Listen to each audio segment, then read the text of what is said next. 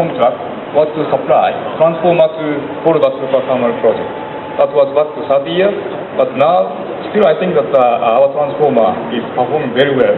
And then 94-95, we commissioned 2 into 500 megawatt Ampara B project to UPSEB. Again, 20 years, they are working very well. And then just recently, we also supply Tata Mundra, first supercritical power plant, 800 megawatts in Gujarat. But these are all supplied from Japan. But now we set up factory in Chennai. We are committing to, contributing to performing of Indian, growth by supplying, even better quality and committing delivery from our Chennai factory.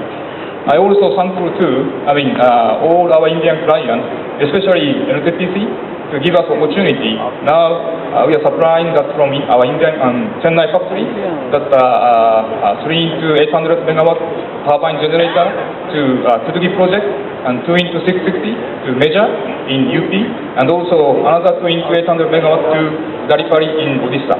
So, this is, for me, it's a great, wonderful day, night today, give us such kind of wonderful award. Thank you very much again, everybody. Thank you.